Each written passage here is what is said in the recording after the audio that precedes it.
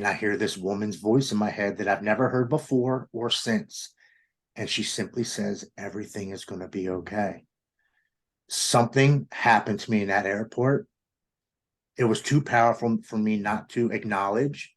And it was like something switched in my head. And I said, okay, we're doing this. We're going to rehab and I'm getting everything I need out of this. And when I got to rehab, I didn't miss any meetings. I went to extra meetings for military members and first responders. I started working out with a personal trainer. I started changing my diet. I found faith. I started believing in a higher power because I was so committed to getting my life back and being in recovery. So that part of it kind of came easy. The first 32 days I was in rehab, so I didn't have to worry about drinking or drugging. When I first did come home, I literally live across the street from two bars and a liquor store. Like I can throw a rock to them. I can look out my window and see them. And for the first month or so, driving up and down the street and looking at them, I was like, okay, I know they're there. They're probably wondering, where am I? Because I used to go in every day. I was like one of their best customers. They literally would stock up on Fireball whiskey because I drank so much of it every day. Or they would get a certain IPA beer because I drank so much of it. They're probably wondering where I am. Maybe I should just pop my head in there and just say hi. And then I talked myself out of it. And then eventually that did go away. Um, I never really have had the urge to pick up. I've never wanted to. As a matter of fact, it kind of makes me sick to my stomach to think about it. So the first couple months was just driving past the bars and the liquor stores because it's so readily available everywhere. The drug part, I really haven't thought about because I'd have to call people that I don't speak to anymore. And I really don't want to do that ever again. So the alcohol part has been the most difficult for me just because it's everywhere and it's so everybody just they accept it. Right, right. And it's so funny how you said that about the bar, like, oh, maybe I should go see. They're probably wondering. I did that when I quit smoking crack. I was clean for like 6 weeks and I was like, oh, I'm gonna go back to the crack house and show them how good I look. And Yeah, that's a great idea.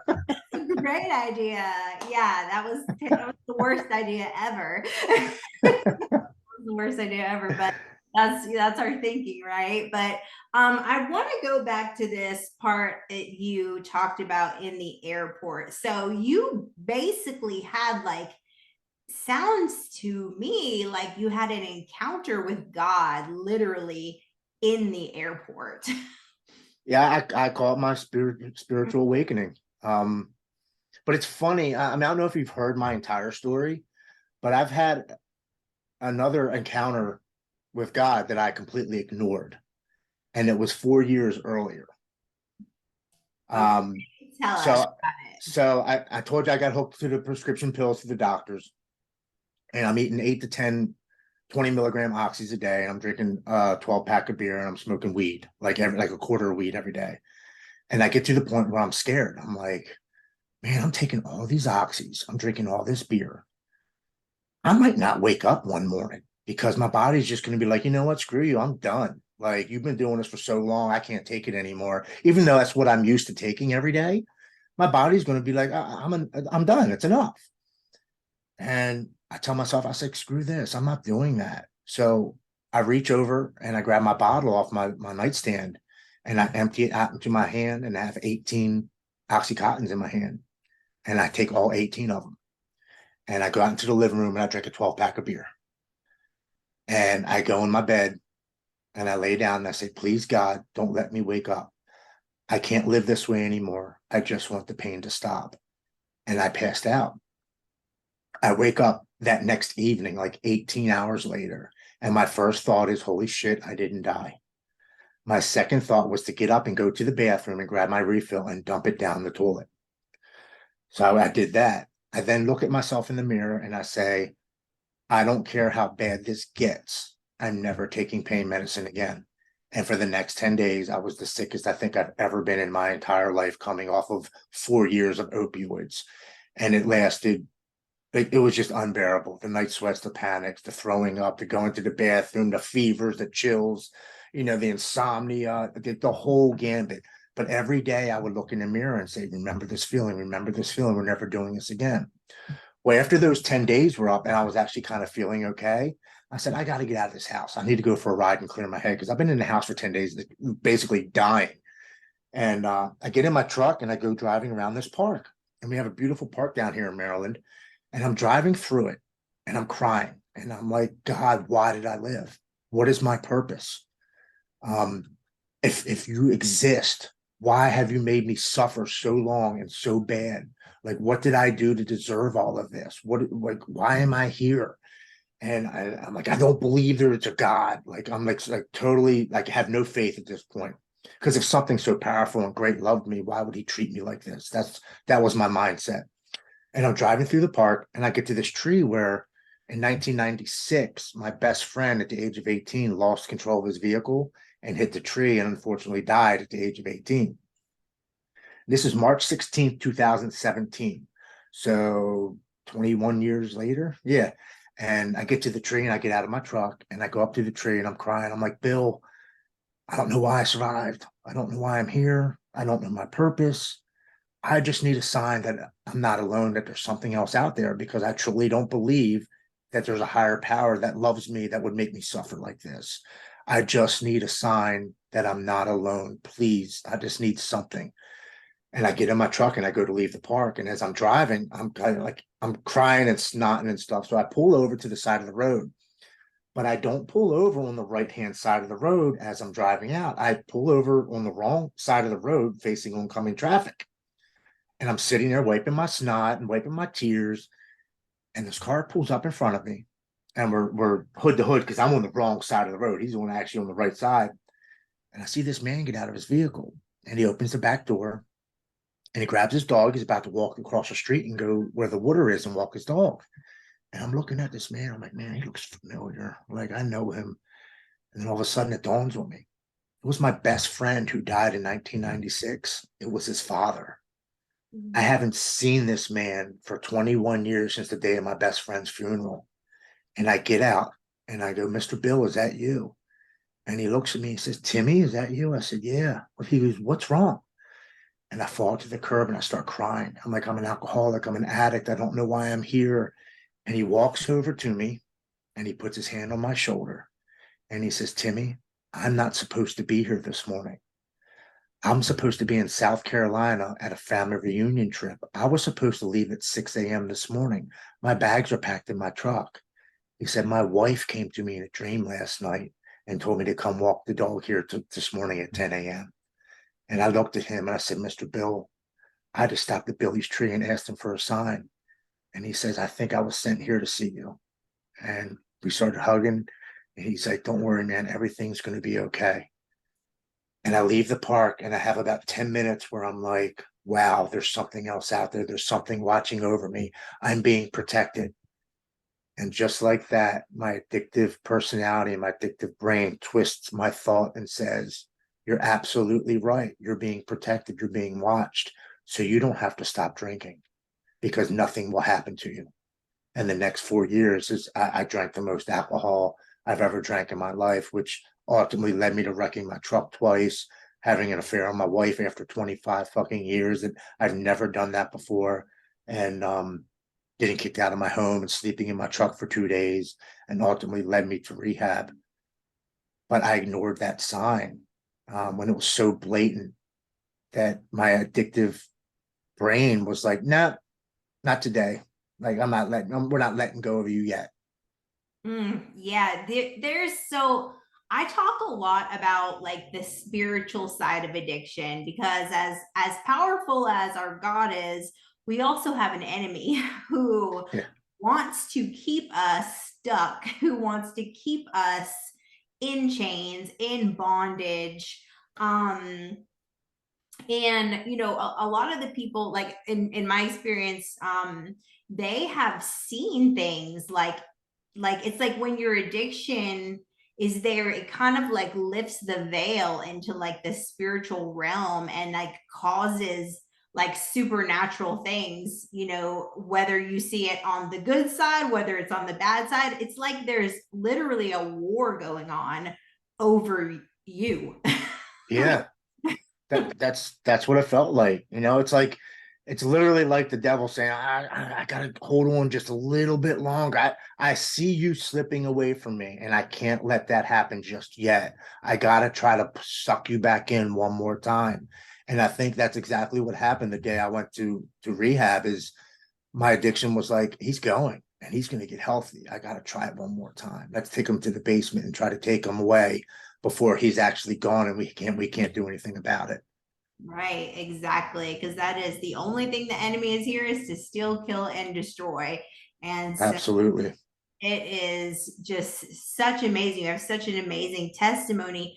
And I love your passion for health and wellness, because I myself also am huge health and wellness. I feel like when you come into recovery, you kind of have to, it's like we didn't come into recovery to not be healthy, right? And to not Right. take care of ourselves and things like that.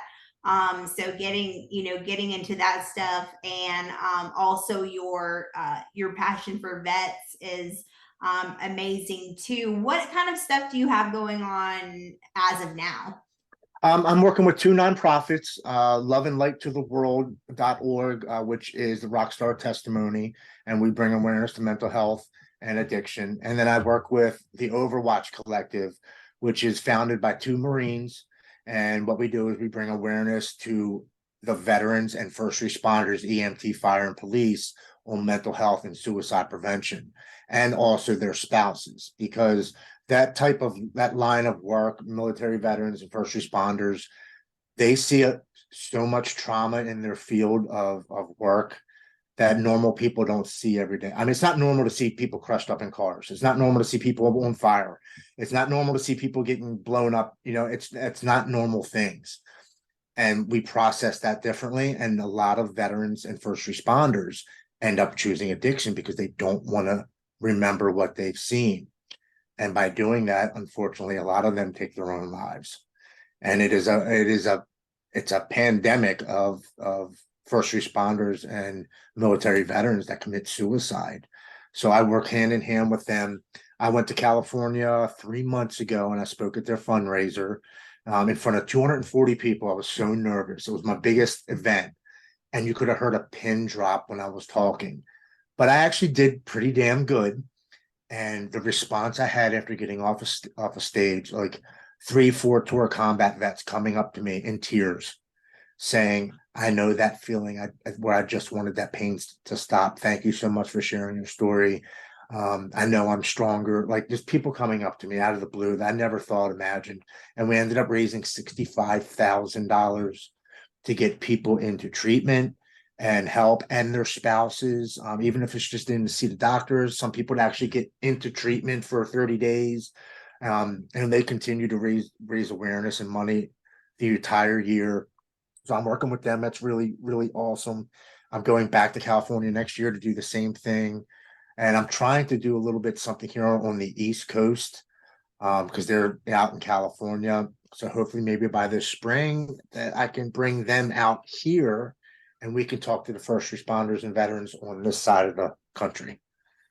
Yes, absolutely. That is so awesome. I feel like, especially, I'm thinking just like in my mind, being a first responder, being in the military, being police, you're taught to have such like a hard exterior and not showing your emotions, and not, being honest about what's really going on inside of you, right? So like you being that person, to the first person, to like open your mouth and say it's okay to talk about how we're feeling, it's okay to not feel okay, and it's okay, that we have these emotions, and this stuff is traumatic. Like, we don't have to just be hard, and you just like saw somebody die, like that's crazy. You know what I mean? But like, Right.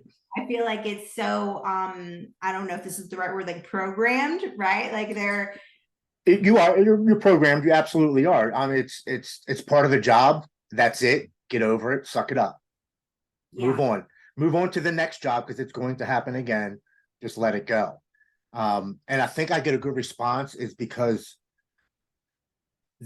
the way I look, the way I present myself. I was in the military. I'm a former fighter. I lift weights. I'm in good shape. Like I look as somebody would say, like yesterday, a guy at the gym came up to me and he said, "Excuse me." I was like, "Yeah, young kid, like in his 20s." He said, "Man, you look really intimidating standing there lifting the weights." And I was like, "Oh, buddy, no, man." I was like, "No." I said, I'm just focused." He said, "I just wanted to let you know, man, you look really intimidating." I'm like, "No, buddy." I was like, "What's your name?" He's like, "My name's Caleb." I was like, "How you doing?" "I'm Tim." I was, and we got to talking for like 5 minutes. But that's what I hear. I don't look as if I'm a crier or somebody's in touch with my feelings. And I think that resonates with people in the military and first responders, because there's like, wait a second, this guy cries, this guy tried to kill himself, like he's talking about it. You know, a lot of people don't want to talk about it because they're ashamed or embarrassed. Exactly. Yes. That's what I'm saying. To have, like, for you to be this person, this voice to step out and say, yeah, this did happen, but and it's okay. And we can recover. And there's more of us. And here's some resources where we can Yeah. even more people. So that's just like, that is just bravery and courageous and, so needed in this day and age for sure. Is there anything that you would like to say where maybe where people could find your story, where people can follow you, where people can like donate to the ministries you're working with? Yeah, my main page is Instagram at T Lodgen, and the nonprofits are at the Overwatch Collective or at Rockstar Testimony. And they're nonprofits. Everything's free, but they do take donations to help people. And my page is completely open. If anybody messages me or reaches out to me, I answer everybody that answers me, like that have a question. I've been speaking to people all over the world for the last couple of months, which is truly humbling. And they'll just say, "I'm having a hard day. What's your opinion?" Or "I got 6 days sober. How'd you do it?" And I try to help them I don't try, I do. Every time they message me, I answer them back. And then I make sure I follow up with them in like a week or two. "Hey, how are you doing?" And they're surprised that I message them back. Is like, "I can't believe you messaged me back. Thank you so much. You know how much that means to me." It gives them more motivation. And a lot of these people, they just need somebody to say, "I believe in you and I'm proud of you." Those two words, they really make a big difference. "I'm proud of you. I believe in you." People are like, "Well, thank you for saying that. I needed to hear that today." Some people just need that connection with people, you know?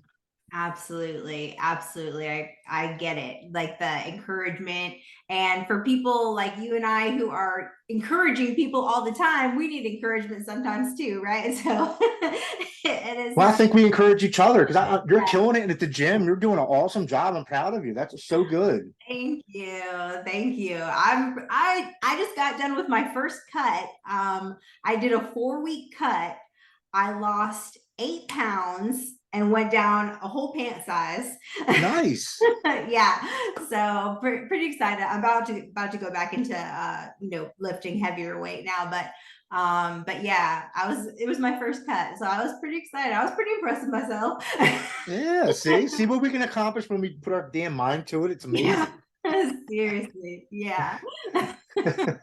Well, thank you so much, Jim. It's been awesome reconnecting with you. And Yes. I've got some stuff going on. There's an organization I'm going to be working with here. It's called Mission 6, and they work same vet suicide, military. So I'm going to send you over their information. They're a new up and coming nonprofit. Okay. So I'm going to be doing a video collaboration with them in like 2 weeks. So I'll make sure that I hook you up with them. So Yes. yeah. So Absolutely. I'd like to see what they're doing. If I can help out in any way, you guys let me know. I'd be more than happy to help out, whatever I can do. awesome. Awesome. Well, thank you so much for doing this. And send me you can send me some pictures over. Okay. Like maybe do you have any before pictures? I do. I have a really bad one I just found the other day. Like it's awful. I was like, "Oh my God, I look like that." My wife said, "Yeah." I was like, "Oh my God." It was like in my old phone. So it's like I cleaned out my sock drawer and I found 4 old phones because I don't know why we don't throw them away, but I have 4 old phones and I plugged one in just to see what was in there. And I'm like, my mouth's like open the entire time. I'm like, holy shit. Oh my goodness. Yes, send it over. Send it over. Awesome. Well, we'll get this up in a couple days. It was really good talking to you, and I'll make sure that I send you over the Mission 6's information. Okay, great. It was nice talking to you, Jamie. Nice talking to you too. Thank you. Take care. Bye. Bye bye.